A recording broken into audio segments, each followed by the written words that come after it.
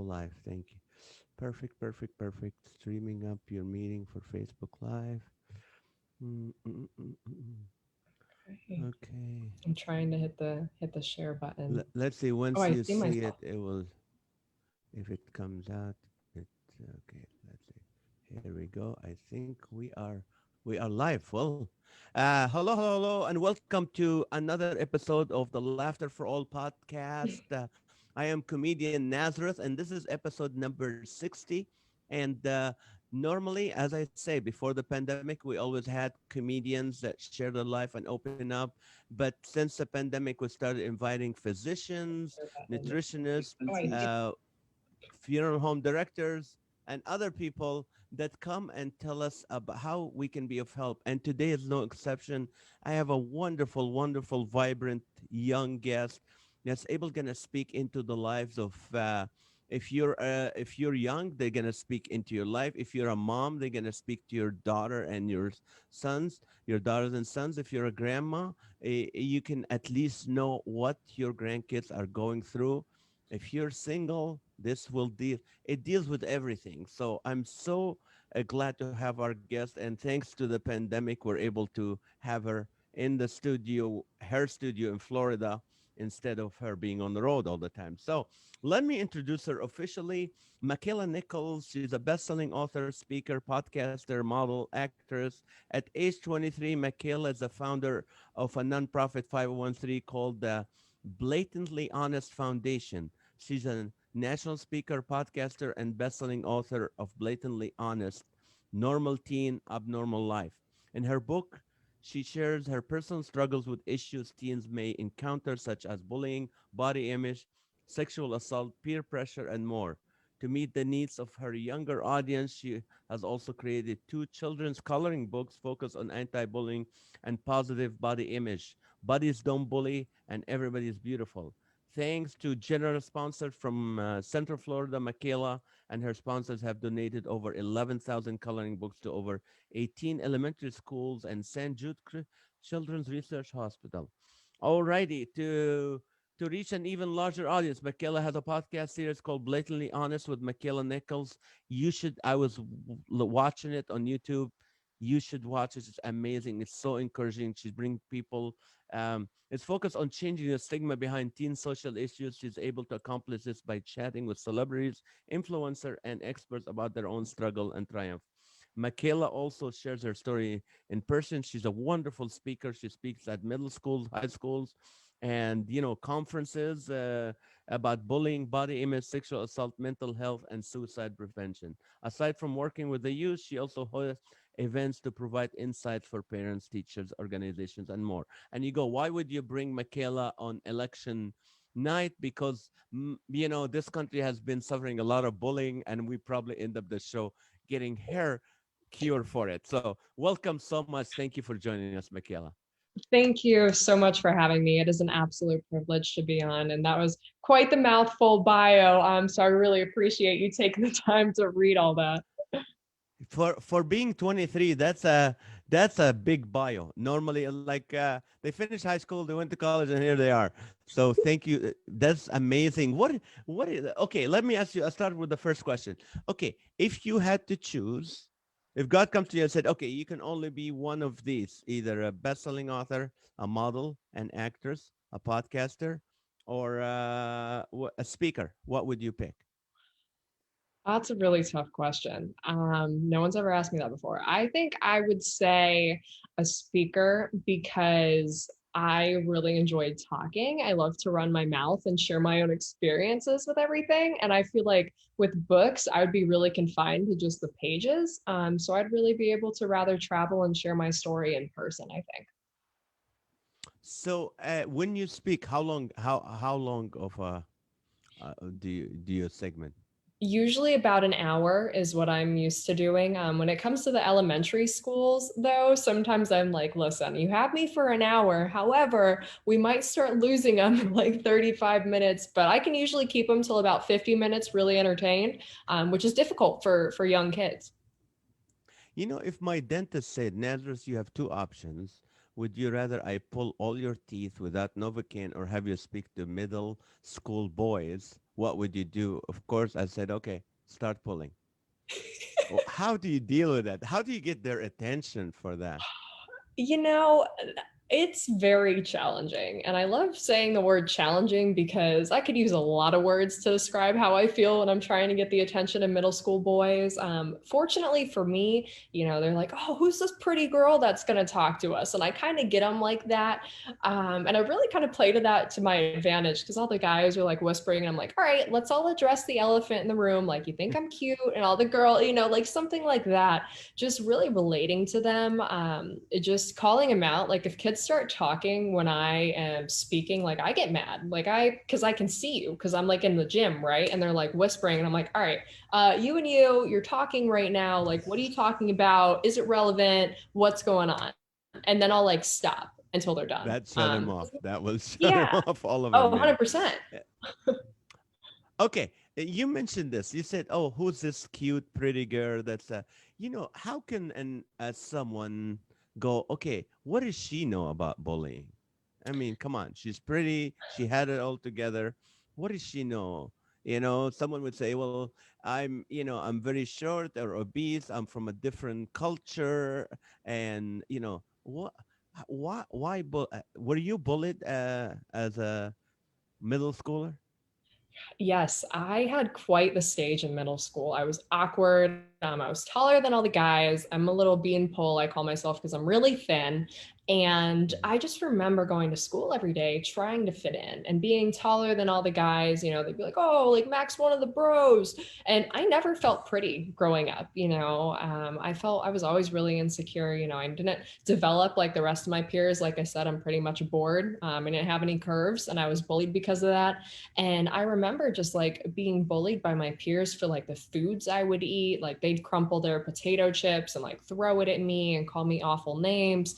And it was just a really weird time. Like, it doesn't matter how you look. And I always tell people that. But for me personally, like being bullied because of how I looked was, you always hear models say, like, oh, I was bullied because I'm tall and like look different. Well, people always told me I looked different. It was never, you're beautiful, Makaila. It was, oh, like, you look weird, like it's interesting. So I always felt weird and just kind of out of place, to be completely honest with you. Was it more the boys bullying you or the girls bullying you? The girls. And people are always like, really? Yes. If the women are watching this, we can all attest to the fact that women really try to get in your head, and it's more psychological bullying. Whereas like the boys are like, oh, like let's rough them up and then you're done and you go home and you go your separate ways. But women, we really try to like make you think that like you're excluded or you're jealous, and it's just a totally different type of bullying. You're right because my kids one time we were driving, they were already out of high school, a couple, and they said, "Oh, we hated middle school. It was a lot of bullying." I'm like, "How come you didn't say anything? Did you share that with your parents when you were You know being what? bullied?" I did. There was like this one, I was bullied like pretty much my whole life. And I hate saying that, but it's very true. I mean, even in elementary school, like I was always picked on, but like I didn't realize it was bullying. But middle school is like the worst time to be bullied because you're not like a little kid, but you're not like a high schooler, and you're just in this weird stage. And I think everyone's kind of going through something, like you're going through puberty, and that's a lot. So bullying is really prevalent in middle school just because everyone's going through these changes. So, and I didn't really talk to my parents about it at the time because I was embarrassed. I was like, is this normal? Should I be going through this? But I'd tell them if it was really bad.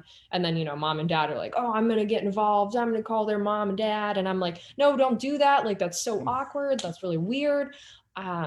But yeah, they knew it was going on, but to the depths and to the extents that it went to, they didn't know. Okay, from being bullied in middle school to becoming a model, what has gone? What has happened? That, boom. Yep. So it was like Makaila, the weird ugly duckling, is now a model. It was it was really random. I was actually in the mall shopping for dresses with an old friend of mine, and this guy was like creepishly looking, like, you know, when someone's peering over stuff, like he's like looking at me and I'm like, oh my God, like I might get abducted. Like this guy is totally watching me. And my friend's mom went over to this guy and he's like, can we help you? And he's like, oh, like I'm a model scout. And he like takes out a card and he's like, well, will you at least take this card? Like I'm not creepy, not trying to follow you. Long story short, he actually was a model scout, and I went to this event, and I was offered to sign with like I think it was like 8 different agencies, like Ford, Elite, Next. I ended up signing with Wilhelmina, and even then, I was never told like, "Oh, Makaila, you're so beautiful, like you know, you're just breathtaking." But it was never that. It was, "Oh, like you're really tall, and you're 14 years old, and you look different, so we'll sign you." Yeah, so I even when I first started modeling, I never felt like beautiful. I just felt different and I was being celebrated, I guess, for that. But when I went back to school, all the girls are like, "Oh, Makaila thinks you're so much cooler. Like, you know, she's a model." And yeah, a lot of people didn't think it was gonna go anywhere. So Have you ever like I know you had your photos on Times Square a few mhm. times. Uh, have you ever taken these pictures and went to those people that bullied you when you were little, like here you go, or no? That never crossed your mind. Yeah, it used to. I think it like I wanted to like buy a billboard and be like, look, and like tag all the people that like bullied me, like here's everything I've done. Haha, joke's on you. But you know, I think my silence and me just doing what I do best is like the giant like not that it's like a slap in the face, but it is an indirect slap in the face saying like I'm going to do what I'm going to do and I'm not going to rub it in your face because that's not who I am. But if you want to Google me, you can. So that's kind of where I'm at with that. But yes, I really hope they secretly watch my successes. And if they don't, well, whatever. Now, before we get to the modeling, you wrote a book and it became a best-selling book. Why did you write it? And oh, here it is. And we, at the end of the show, we're gonna let people know where to get it from you directly. And how? Well, there's a lot of questions. I wrote 3 books, so I have a lot of questions for you. First of all, when you thought, okay, I can write a book, I can put this in a book, or were you just writing your thoughts and go, oh, this should go in a book? Which one happened first? It was really like I'm just gonna vent. Like it was like I'm so fed up of being bullied and like going through this alone and dealing with other stuff. So I just went over to my computer. I always like joke like, oh, I hand wrote everything. I didn't. I used my computer, and I was like, this is what I'm going through. I'm so sick of it. It was like a diary. It was just like me going, ugh, like I'm sick of everything being Right. festered inside. So yeah, definitely the second one. So it was just kind of eventually it would become a book. How long did it take you to write 50,000 words? A little bit over a year. And I know that seems really long, but that's like the whole process of like editing and all that stuff. And I was still in high school, like while I was writing this, and my school was so great to me. I wasn't really there full time. And when I was, I like went up to one of the teachers and I was like, hey, you know, I'm a senior. And what do you think about me writing a book? Can that be my English credit? And they were like, yeah, you're serious? Like you're gonna write a book? And I was like, yeah. And they were like, okay. So that So you got credit for it. I did. I got credit for it. Wow. And you finished the whole script, and then tried to sell it to what do you call publishers, or were they already interested? Yeah, so we, being as young as I was, and I have really awesome parents, I'm so fortunate for that. We were like, okay, what's the best way to have your book out there? Because with a lot of publishers, and what people usually don't know is, you know, you can give your book, your manuscript to someone, and then it's like, all right, it's not yours anymore. And I was Yes. like, I don't want that. Like, this is my story, not your story. So I want to own it. So we went with this awesome publishing group out of Dallas called Brown Books, and Oh, I like 100% own all my words. So that was really cool because I didn't want to just say, here's the keys to the car, take it. So yes, we went a different route instead of like one of the big publishers. so what is your solution from the book for someone who didn't read it about bullying? What do you tell someone who has a daughter or a granddaughter or a son or a grandson that's being bullied and maybe they're not sharing much, but you have that feeling. What do you do? What's the cure? What's the solution you use? Well, with bullying, I mean, I really don't think there's one set solution. And I think kids are getting better and better at hiding what they're going through, unfortunately, thanks to social media. You know, you can make as many accounts as you want. But if you're being bullied, like, don't be afraid to talk to your parents. Don't be afraid to talk to a trusted adult if you don't, you know, if your relationship with your parents isn't great. Like, you know, it's awful, but there is someone in your life who cares about you always, and really not being afraid to open up. That was something that I was so afraid because I was so scared of judgment, you know, from that authority figure. Like, hey, like, why is she getting bullied? Why is she going through this? But it was never like that. So I'd really just suggest to kids that are being bullied, don't be afraid to open up, because no one's going to know what you're going through unless you have the audacity to open up. And then it's just going to eat at you inside, and that's going to impact your mental health. And then that can lead to a whole bunch of other things like substance abuse and thoughts of suicide. So it's really just so, so important to not be afraid to open up because someone cares. So that's the first step. Just open up to someone else. How do you like? What do you tell some? Because it has something like you mentioned in one of yours. I listened to you speak, and you talked about insecurity, and I gotta tell you, you hit home with that because every comedian that you've seen. By the way, who's your favorite comic, other than me, which you never heard of? I oh my gosh, I have heard of you. This is gonna be so bad if he's listening. There's this one comedian, I think his name is Sebastian. He's on Sebastian. Netflix. Oh yeah, yeah, yeah. I know him, the Italian guy. Yeah, Sebastian Yes, I Maniscalco. like Yes, him right very now. funny. Yeah, right now he's great. But Yes. oh, yeah, so most comics I know is we're insecure, and you're always trying to go on stage or do something big to cover that. And but as a teenager, what do you do for someone who's insecure? Especially now, you're right, social media does that to them. How did you personally dealt with the insecurity?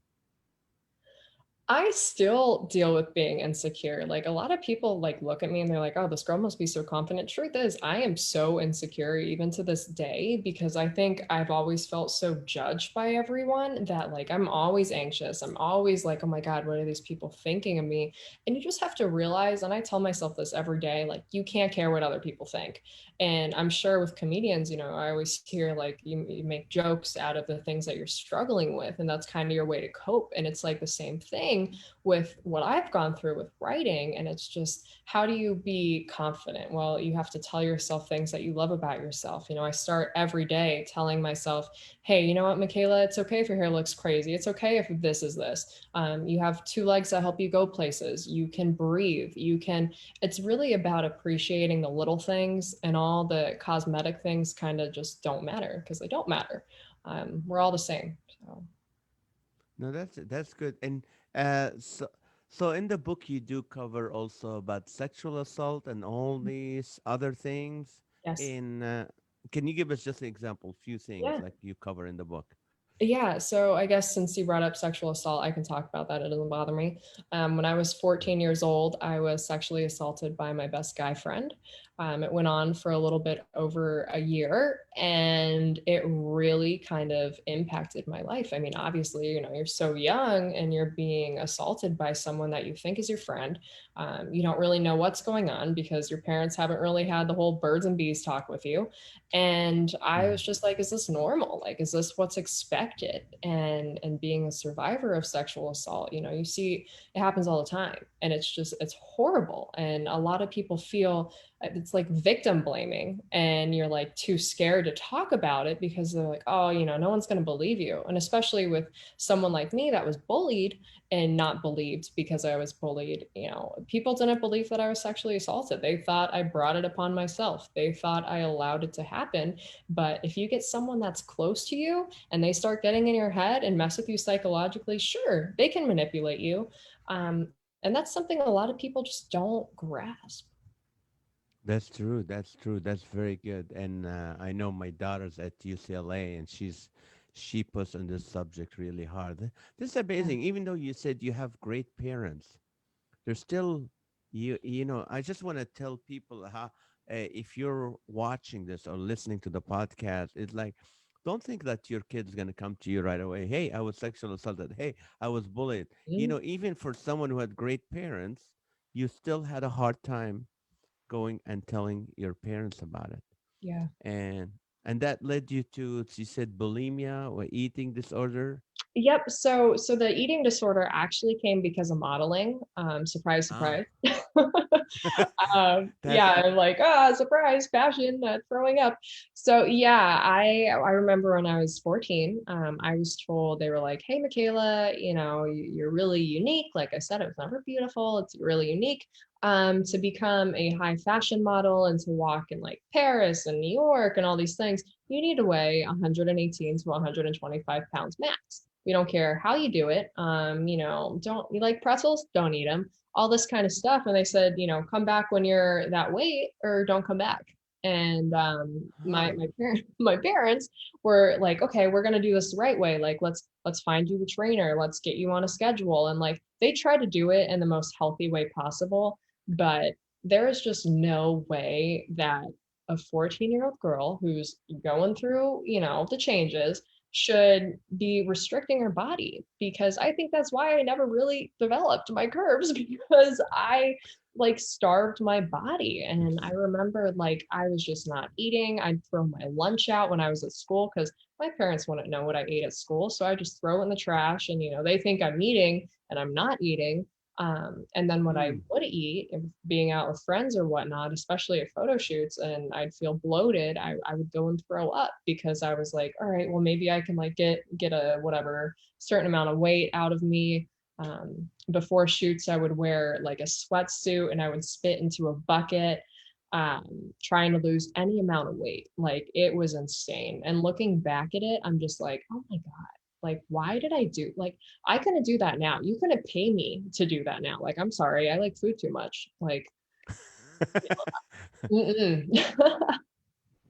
So what? How hard was it? Okay, you were a student. You're still at school, but you still had to travel to do modeling. Yes, I did. I lived in New York City, in Los Angeles, and I went to a private school. So I think that's kind of, a plus for me. I was very fortunate to be able to go to a private school because that would not fly in a public school. So my teachers kind of really worked with me and they would send me the materials. And obviously my parents would like monitor to make sure I was actually learning. So I was able to take that with me. And then when I'd come back to Orlando for like breaks, because my parents were like, oh, well, she still needs to experience high school. I'd go to school for like 2 weeks, but I'd not do anything in the classroom because I already did it like a few weeks ago. So I would just sit there. It was weird. It was just weird, like thinking about it. And all the kids were like, well, how come Michaela's not doing work? And I'm like, oh, I already did it. So yeah, it was a weird, weird balance. Now, how can you do homework when you're hungry? I mean, I, I can't- Yeah, that I think I was so hungry for so long that it wasn't like, oh man, I'm hungry. It was just like, oh, like I feel a little lightheaded. Let me just like nibble on something. I guess the hunger kind of, it was so psychological. I was so like chasing that dream that I wanted that the hunger wasn't bothering me. Clearly it was internally. I just like repressed it, I guess. now, what do you tell someone like who has a daughter or a granddaughter that they don't know that she's having an eating disorder? What kind of signs do you tell them to look for? So there are so many signs with eating disorders, and I see it more and more with these young girls. And they're always like, "Oh, like I wish I looked like that," or I follow this person, and this person. Look who they follow on social media because that is like the biggest telltale. Like if they're following like the tiny girl with like, the big boobs, which is like great, go for it, but like, and they're like, "Oh, I need to look like that, or I'm not pretty." Then that's how you can kind of see like, okay, they're having this body dysmorphia. Like the thigh gap. When I was in, I think it was like middle school, that was like the big thing was the thigh gap. Um, What and is all the the thigh gap? a thigh I'm gap. bad. Okay, so a thigh gap is when you like put your knees together and between your thighs and your, let's just say your midsection, your thighs don't touch. Yeah, that's a thigh gap. And is that encouraged in modeling, but not in life? What? I guess the line got blurred because kids that weren't even like in the whole fashion industry, just like kids that I went to school with, were like, I need to have this thigh gap. And it was like, but why? Or, like the songs where it's like, oh, tiny waist and a big butt. Like, then that's the thing now. And that's what, all these waist trainers and all. I'm like, what? Like, and that's the start of these eating disorders, are these trends, and then guess what, they're gone in like 6 months. I mean, the next thing is going to be like being flat, and then it's going to be like being curvy, and then people are just on this craze of following these trends, and then they're yo-yo dieting, and it's awful, and it's happening younger and younger with social media. So how do you, when you're speaking or when in your book, how do you encourage young girls to not even worry about that? I try so hard to tell them to not worry about that, but the reality of the beast is that they're gonna do it anyway. Unfortunately. And I try to tell them, like, listen, the girls you see on the fashion magazines don't look like that. And I know that because I was that girl. Like, I've been in the fashion magazines, I've been on different covers, and I've seen the actual, like, someone will take a picture of me on set versus the picture that comes out. I'm like, I don't even know who she is. Like, Ah, it's like not the same person. They distort your body and all this stuff. And totally forgot what your question was, but I tell girls, just you have to stop comparing yourself, and especially guys too. Guys feel the need to be big and buff and have abs and all this stuff, and it's just not what people are supposed to be like. you're right, and that's a great thing. People don't understand that the picture on the cover is photoshopped so much, that you're right. And now, are you Mhm. still? Yeah, okay. Let me get the stigma or the my idea of like the thought of modeling. Like, okay, there's 20 girls that look the same. They go for the audition, since you signed with an agency, you don't have to go to auditions. You just go, or they still pick one, and then No, is I, that I love I love your thought process here. No, you're kind of on the money. It's you still go to those castings. The casting director, we'll just call them that, right? Because that's what they are. Your agent will be like, okay, you're an option, meaning like they kind of like you, but like come in because you're an option. And then you see like 20 of you at this thing, and then you try on the outfit, and however it fits right, or if you, I don't know, sometimes if you like bond with the casting director, I always try to make them laugh, or I always try to be last too, because if you're first, you like almost never get it. They give you like a three they give you like a 3 hour window to like show up to these castings, and I'm like, okay, if there's like 10 girls, there's no way that you need 3 hours, because you're in and out in like sometimes 2 minutes. Like, sometimes you walk into the room and they're like, no, and you're like, okay, great, like I just came all the way here. It's just crazy. I mean, you still go to those castings, but now COVID, you can do like digital. So you basically stand there in a t-shirt and jeans, take some pictures, non-edited, because you have to send them to your agent. And the same thing with like underwear, which I've always like hated. I get so much anxiety to like stand there in my underwear and be like, all right, like, because they look at your digitals and then they judge you just based on that. right? So yeah, it's a really interesting like industry. And when you go to these castings, you have to tell yourself, like, they're not judging me, Makaila, they're literally just looking at my body, and you almost have to like disassociate, which is like really bad to say, but you see all these beautiful girls, and no wonder all models are like insecure, because you're sitting next to a bunch of people that look like you, and they're like, well, that's not a good version, that's not a good version, yeah, this version's okay, and we're gonna book that one. So yeah. You're right, because I've done a lot. In beginning of my career, I was choosing between comedy. Well, I always wanted to be a comedian, but I've done acting and then movies. And you always go to the audition. It's you drive for 3 hours in traffic to get to LA, and then boom, 2 minutes, and everybody looks like you, and they start bullying you. People give you the dirtiest look. People who Mm-hmm. look just like you are giving you the dirtiest look, and so as someone who's insecure, I mean, I got to a point where I said, you know what? I'm no longer doing auditions, and I'm no longer doing comedy competitions. Yeah. I don't want to deal with it because that's the same thing. Like you feel you take it personally. Now, are you still doing modeling? I am very selective of the companies that I work with just because I I don't think I'm better than the companies that hire the size 0 or the size 2. I just know who I am, and if they're going to say, "Hey Makaila, you need to look like this," or you need to get a boob job, or you need to do this, like my answer is no. If you have a problem with how I look in my swimsuit, in my underwear, in my clothes, then I don't want to work with you. So I will work with companies that are like, hey, you know what? We support this cause because we believe in it. And we would love for you to be able to share your story. Like, I don't want to just be the girl that takes a picture and leaves.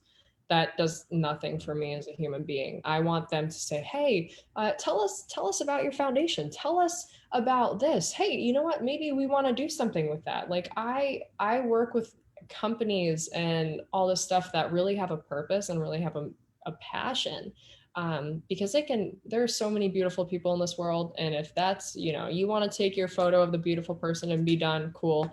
That's just not for me. It took me years to Oh, figure that out. that's awesome. That's very, very good. That's very encouraging to people to hear because a lot of times you hear girls, daughters or granddaughters going, "I want to be a model. I want to be a model." Would you recommend it for them or no? I never want to tell anyone to not follow their dreams. I think I said that right. I'd never, yeah.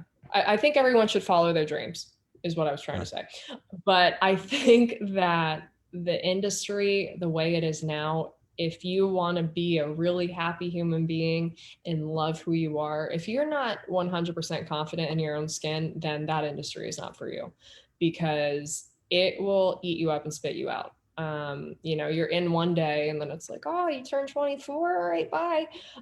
It's just like Right. it's very short lived. So I always tell girls that want to become models, like, number one, have a strong understanding of who you are. Number two, realize that they're going to comment and make you really insecure, but like you can't take it personally, which is hard because we all take it personally. And to have a backup plan. And it's like the same thing with acting. Like, everyone and their brother wants to be an actor, everyone and their sister wants to be a model. So it's very short lived. Have a plan B and do it for the right reasons. All right. I heard something about you wanna do some littering the moon. You wanna put some Tell us about Yep. your foundation, Blatantly Honest Foundation. Tell us about that a little bit. So I never thought I would start a foundation. I started it right in February, so right before COVID happened. It's been really trying to raise money in a time where no one has any money to give is really difficult. But what we do at the foundation is we have an excellent board of directors. We have the co-founder of Kettle One. We have just different like advertising execs, person that helped design the International Space Station, Angelina Jolie's brother, James Haven, really interesting board members who have really helped. But what we do is we provide educational materials such as speeches. So I'll go and speak to the kids. We have coloring books. We've written our own curriculum, and we're developing an online platform. And then we're also developing a mobile app game, which will be really inclusive and teach kids about bullying in a fun way while taking place on the moon. And the reason why it relates to the moon is because the Blatantly Honest Foundation has two space contracts. So we're going to be sending photos up to the moon. So I don't know if you can see this, probably not, but for the people I watching, can see it. this Yeah. you can. So the capsule says Blatantly Honest Foundation. In this capsule, so we're not littering the moon. We are going to be putting a micro SD chip in this capsule, and we're going to send it to our launch provider December 20th. And then what they're going to do is put this chip inside a lander, which there's like rovers and there's landers. So little space Right. terminology for everyone. So the rovers move around on the moon, right? And a lander just like does what it sounds like, it just lands and stays there. So we're going to be in a lander, and it's going to be taking off from not Kennedy, or Cape Canaveral in Right. 2021. So the whole point, like, why is this anti-bullying foundation going to the moon, is because we're sending pictures up there so no one can look down at victims of bullying again. So that's kind of the concept. It has really just taken on a world of its own. We've brought on different celebrities like Lexi Rabe from the Avengers, Nick Simmons, son of Gene Simmons from Kiss, Ketchy, who she survived a plane crash, and she went on to sing on America's Got Talent and like got the golden buzzer. Just a lot of unique people like that. But yeah, so the Blatantly Honest Foundation is going to the moon in 2021. We're so excited about it. I never thought I'd do anything with space, but here we are. We're asking for a $5 donation for one photo and $10 donation for 3 photos, and that all goes to help So the foundation. so people can send the pictures of their kids or grandkids or Mm-hmm. whatever or themselves. And Yep. how many pictures can you fit in that little capsule, the little one? So we can fit probably a couple million, if because we're sending I think it's a 1 terabyte or 2 terabyte chip. So as many people sign up as many people as will send photos, because we can, compress. And so people like shouldn't worry about the size that they're uploading, because if you go to it's moonmission.capturelife.com, I'll throw a link in somewhere eventually. But you can just sign up on there and it will compress the photo for you. And then you get this really cool certificate. And it's like, hey, I'm going to the moon in 2021. And you can print it and give it as a gift to someone, especially like with the holidays coming up. So cheap Oh, gift that's a with a great purpose. idea. Yeah, because people would go, "Hey, my picture's Yeah. is on the moon." Yeah, Yeah. And that's wonderful. thank you. Uh, we know. What do you think about social media personally? Your take on it? Uh, it's a loaded question. I obviously do a lot of social media, between my own accounts, and the foundation's accounts and the podcast. So obviously, I can't be like, I hate social media and like post on all these channels. I think social media is a tool that should be used for good. I think people should be posting authentic versions of themselves and like trying to engage, because that's the whole point of social media, right? Is to connect with people. And I think now it's become like a peacocking is what I call it. Because everyone's like, oh, look at me, like living my best life, I'm so awesome, nothing bad ever happens to me. And like that's what social media has become. And then you get the political, and you get all these people just trolling one another and cyberbullying each other. And it's just become like, look at me, but also like I'm going to attack everyone else because they don't agree with me, and I'm going to be mean to them because I can hide behind a screen. So I think people have ruined social media for themselves. Mm, I think I use it for good, and I think there are some great people that use it for good, but I also think there's a lot of evil on social media. that's true, and you're right. People, this is the best thing. You look at them like, and everybody's sticking their tongue out. It's like, come Mhm. on. but Yeah. as far as what do you call it? Let me. What do you think? You're 23. Man, you're still at an age where we can say your age and it doesn't bother you. I know I there's don't a get point where offended. you get. You don't look 23. You look like 22. Because now, yeah. What do you? What do you think as a young person living in these times in our nation where I've been in the country for 35 years. I've never seen it in that shape of division and all that. And this is not a political answer at all. What do you like to see happen in the US in the future? What do you see the future? What would Makaila Nichols, nobody else, like to see America in the next few years? What do you like to see? I think there's definitely been a lot of division, and I think social media kind of really started it, because we're all able to express our opinions, and then we forget that other people have opinions, and so when we hear those opinions, we're like, oh my god, like they don't agree with me. And now I feel like our country has just like heightened that because of social media, and because it's like, oh well, they're so and so and they don't agree with me, so they're an awful person.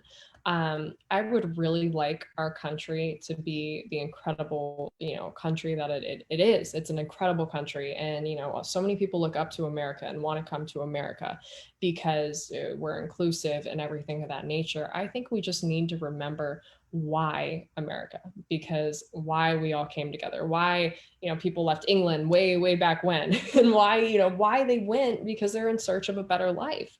And I think we've all become so egocentric and so like it's all me, it's a me centered society, that it's not us. And I think for our country and for us as people, regardless of what country you live in, to come together and just say, you know what, these are my brothers and sisters, like I love them and I care for them. And sure, if you want to, tomato tomato, whatever, like you're entitled to your opinion. And just allowing people to have an opinion and not hate them because of a way they think. I think there's so much hate. We need to stop the hate, because that is not who we are. And I think we've all lost sight of ourselves because everything is me, and I need to outdo everyone. That's wonderful. Now, uh, one of the biggest challenges we have, a problem we have since the pandemic, is anxiety, depression, suicidal thoughts, and you cover all that in your book. Mm-hmm. Give someone who's watching right now, and I can guarantee you right now, there's few hundred that I know of personally that are going through anxiety and depression right now. What do you say to them? Well, just from a relatability standpoint, I mean, I Right. suffer from anxiety. I get panic attacks quite often. Even now, my hands are sweaty. So I get anxiety. I get that feeling, and it's just, it's nothing to be ashamed of, because we all feel something. It's that fight, flight, or fight response, or I think I butchered it, but whatever. If you're dealing with anxiety, just realize you're not alone, and it will not, don't let it stop you from going after your wildest of dreams, because when I do a show or I go speak, of course my hands get a little clammy. Of course, you feel like anxious. Depression, though, I totally understand. There's been a lot of people in my family that have had depression, and I know the highs and lows that are associated with that. But you have to remember that that's what it is, highs and lows. And every day, quite frankly, is not a good day. That's for any human ever, but it will get better. And you have to believe that, because that's the truth. That Annie song, "The sun will come out tomorrow." I can't sing, so sorry, everyone. But the sun will come out tomorrow, and you have to hold on to that, because people, I think a lot of the anxiety and depression is coming from the fact that we're scared and we feel isolated. So don't be afraid to call your family, call a friend. Don't be afraid to ask for help. There's no shame in asking for help or talking to someone. People need people, and we need to have conversation. And of course, that's going to impact your anxiety, because newsflash, when we all go out without masks on, we're all going to be like, whoa, and I think that's really going to impact all of us, because we've forgotten how to talk with one another. So if you're struggling with anxiety, like I wear this breathing necklace, literally all the time, and I just focus on your It's a breathing. breathing necklace. What is It, that? Is that you know, legal? it is legal. It looks like a whistle. People are always Ah, like, "Oh, is that your rape whistle?" I'm like, "Oh my God, no, it's not." This is my. It's called a camuso. I'm like, they're not paying me to say this. I just, I think it kind of works for me. So I just use it to focus on my breathing, because I think, people like you and I are always go, go, go. We don't actually take time to just like sit down and breathe. Does this thing work? I don't know, but does it make me feel it better? works for Just you, right? works for me. And meditation and oils, like people that are struggling with anxiety, try different things, like go on walks, get a breathing necklace, or don't get a breathing necklace. Just focus on your breathing. All that kind of stuff. I think putting yourself first is the most helpful, and don't be afraid to try new things. You're right. And people, every morning I do a breathing exercise after my quiet Bible time. And if I don't do it one day, I'd feel that like I'm tired or something. So it's Mhm. really, it does the breathing. But I wanted, if people don't get anything out of this podcast, which they're going to get a lot, I want to let people know is like, okay, there's a lot of girls that I know of that say, if I was prettier, life will be easier. I wouldn't be as anxious. I wouldn't be bullied. If I was a little taller, I wouldn't be bullied. I wouldn't be this. If I was a little skinnier, I wouldn't do this. And you're just like the perfect example of like, no, that's not true. Mhm. Everyone gets it. You can get it regardless. Yep. Yeah, you can, it doesn't matter what you look like, being bullied doesn't discriminate. You can be bullied for literally the color shirt you wear. Like it doesn't matter. And I think there's a lot to be said with that because people do look at me, and to this day I'm judged, especially when I walk into a room and like you said earlier, like what does this girl know about bullying? Well, I know how to feel really insecure, and I've been torn apart my whole life. But it made me stronger, and I think that's the thing about bullying is it makes you stronger because it can either break you or it can make you. And obviously, like you said, with suicide, that is such a real topic. And if you don't mind, I'd love to share like a quick Please story. do. Please, um, please. That was. Wait, let me stop you. This is divine timing because my next question was suicide prevention. Tell us more, especially in this time. wow, So this is someone must have God's given me a timing. nudge. God's timing. That's God. God's Go ahead. timing, God's timing. So I this is a really interesting story, and I tell it when I speak in schools. I was getting an award of all things. Not there's a reason I'm saying this. I went to this bullying prevention thing, and I was like, oh, Makaila Nichols, bullying prevention. Here's an award. Like, come on stage. And before I went to get this award, this mom comes on stage, and she's holding this piece of paper and her hands are trembling, and she's trying to talk, and she shares the story of her daughter Isabel. And Isabel was the same age as me, going through everything that I went through. Like, I think she was 18, I was 18 at the time, so we were both the same age. And she ultimately said, like, my daughter was cyberbullied, my daughter was sexually assaulted, and my daughter died by suicide. And I'm sitting there, the same age as this young, beautiful, vibrant woman who passed, and I'm about to go get an award for. And I'm like, Mm. like, God, like, why am I here and she's not? And sharing the story of of her, and she posted on Twitter. She said, "Should I?" Just that's it. Should I? And 50, it was like 59% of people, or it was higher. I forget the right number, but said yes. They Ah. didn't Ah. even know what this girl was talking about. She just said, should I? Like, and she's like, I can't take this anymore, blah, blah, blah. And that was the last thing. Should I? And ultimately, she died by suicide. And I sit there and I'm just devastated because this mom had just lost her daughter. And I went, I was cyberbullied. I was sexually assaulted, and I had those suicidal thoughts myself because I was like, I can't get past this. And Mm. to see that, and to see the harsh reality that, some people can't get past that bullying stage, can't get past that sexual assault, it breaks my heart. And from there, I share her story all the time, and obviously I'm not doing it justice right now, but I went to her house and I stayed with her family. I was out in St. Louis, and I did an event out there for her to share her story. And it I get so many calls from moms, from dads, from loved ones who have lost someone to suicide. And I mean, it's even impacted me in my life. Like, I've almost lost a couple friends to suicide. Thank God, they weren't able to go through with it. But suicide is never, ever, ever the answer. I think people forget that, it's all peaks and valleys. Life gets better. It got better for me. I'm living proof that you can get through your darkest of times. You're right. And people sometimes think this is very light to say, but laughter is very important in this time because when you laugh, it's still you feel human again. You feel alive again.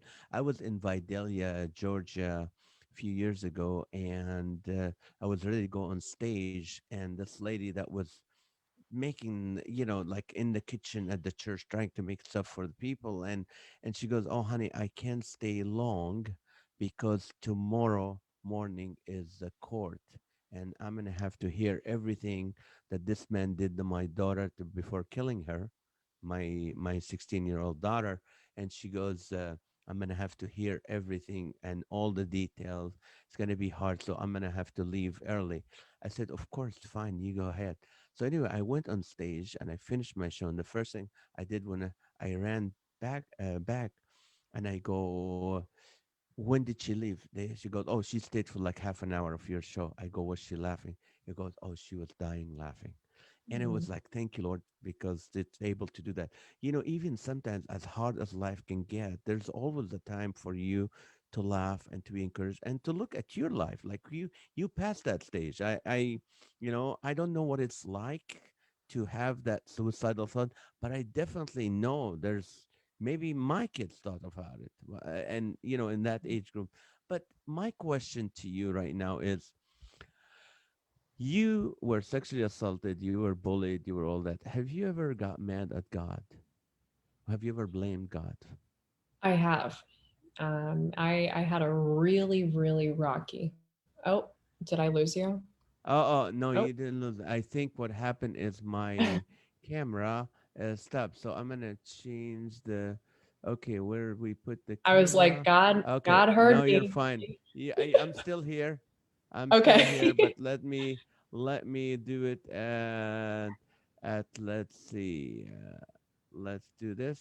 All right, here There we you go. are. We can adjust it right now because I think my camera decided it's stopping. All right, is that I think, yeah, God intervened there, maybe.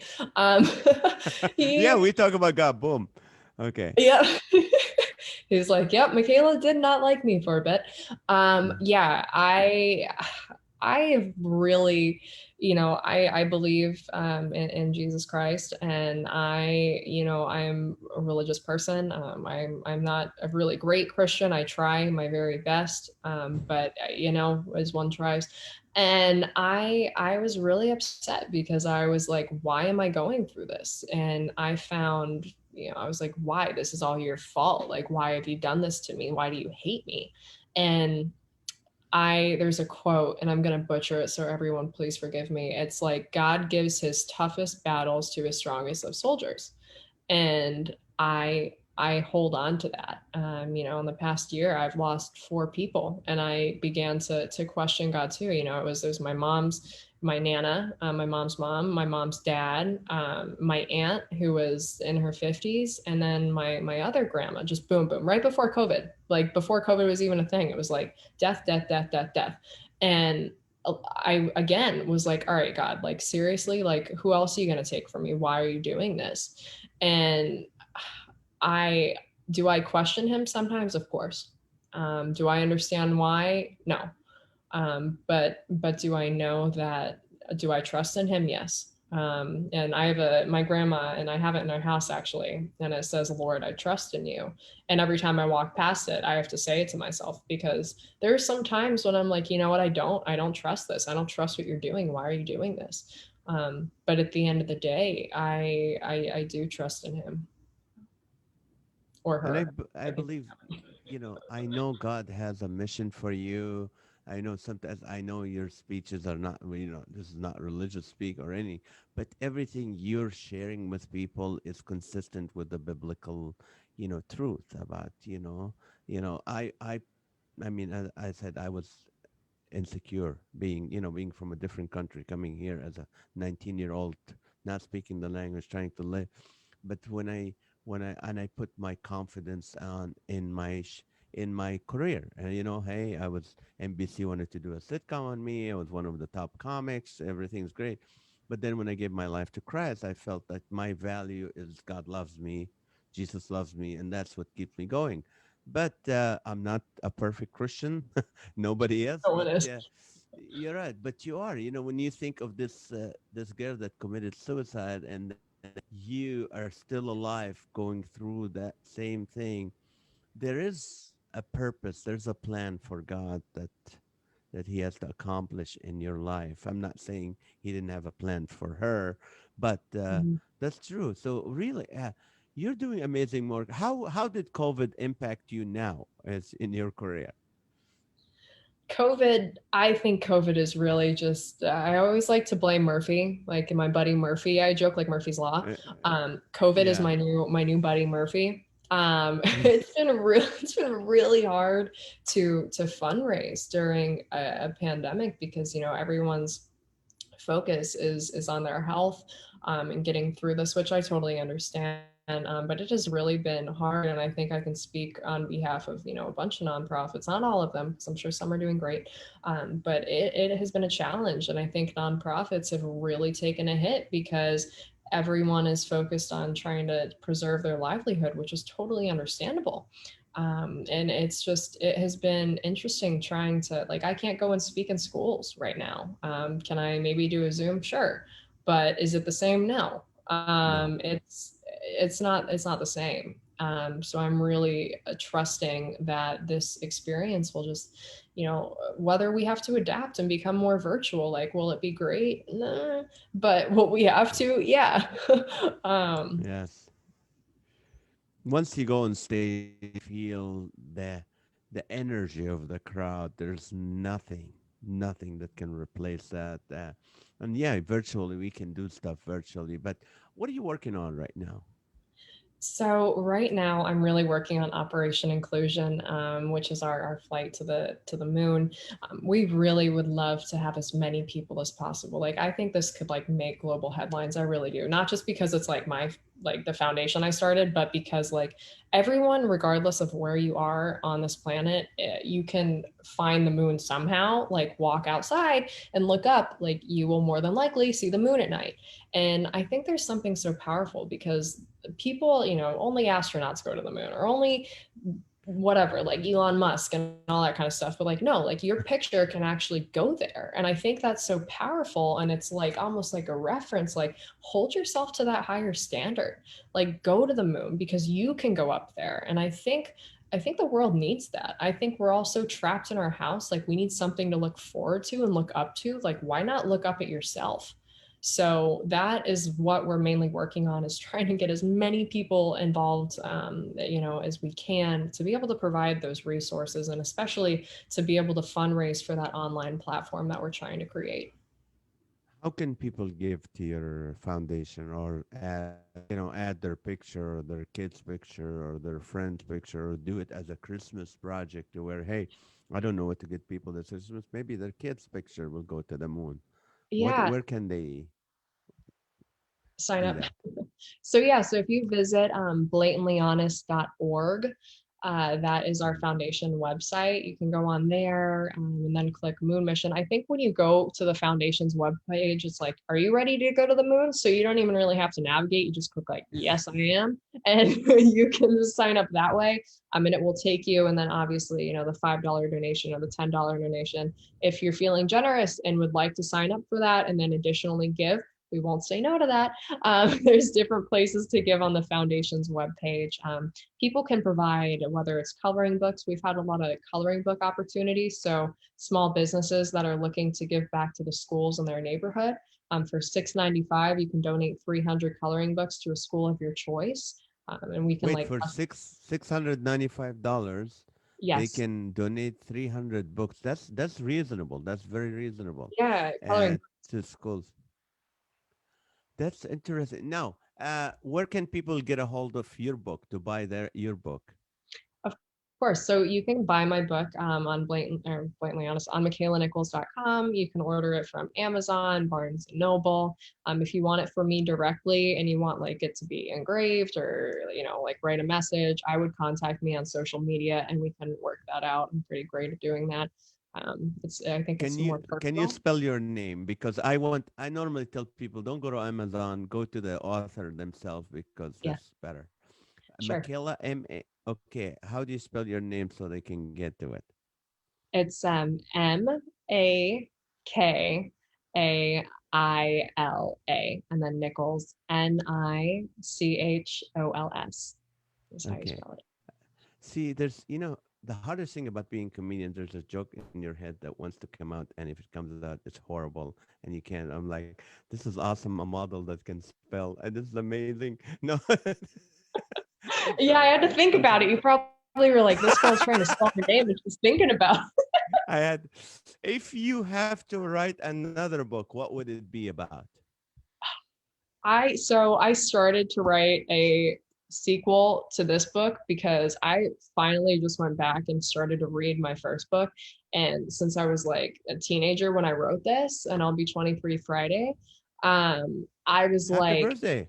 thank you, thank you. I've grown a lot as a human being, and I think my thoughts have definitely shifted. Like the Michaela that wrote this book great girl, same moral compass. But I think I just got a little bit older and experienced more. So I would like to write a follow up because Makaila is no longer a teenager. She's a young woman and she has more thoughts. So Michaela that can eat now and yeah, and I like to eat and do other things and just enjoy life. So with closing, encourage our audience 1 minute encouragement, 1 2 minute encouragement to our audience. okay. So I always say at the end of every speech, be bold, be you, be blatantly honest. And what does that mean for you? You can do whatever it is that you want to do. I never thought I would become a model, an author, an actress, blah, blah, blah, blah, blah. Okay. I don't want to me. You can chase all of your wildest dreams. I'm living proof that you can go through your darkest of times and come out on top and be the best version of yourself. So regardless of what you might be going through, just know that it is a phase and it too shall pass. And you just can't lose sight of yourself. And always, like I said, be bold. Don't be afraid to take action in your life. Don't be afraid to offend people and just be who you are. Be you. Like don't let anyone change, what you believe, what your values are. It's just you are made how you are supposed to be. And last but not least, be blatantly honest because if you can't be honest with yourself, no one will be honest with you because if you can't look yourself at the end of the day in the mirror and say, this is what we're doing, dang it, then you got bigger problems. So really just be honest with yourself because that's what really matters and never give up. And yeah, so thank you. That's awesome. Thank you so much. You know what? I want to reiterate for those girls that go, if I was only a little bit taller, a little bit skinnier, a little bit shorter, a little bit fat, I'll be happy. And here it is, Michaela, is a living example. No, that doesn't work. Thank you so much for your time. I want to encourage everyone to go and follow her on social media, buy her book, put your picture on the moon or someone you love for this Christmas. Make it your mission to do that. And thank you so much. And I want to remind you guys every weeknight at 8:30 p.m. Pacific time under this page, Comedian Nazareth on Facebook, you can watch our Live with Naz where you can laugh for an hour and really forget about your anxiety. And we pray with you at the end. So that's awesome. Love you guys. Thank you so much for another podcast. And Makila, again, thank you so much for your time. God Thank bless. you. Bye bye.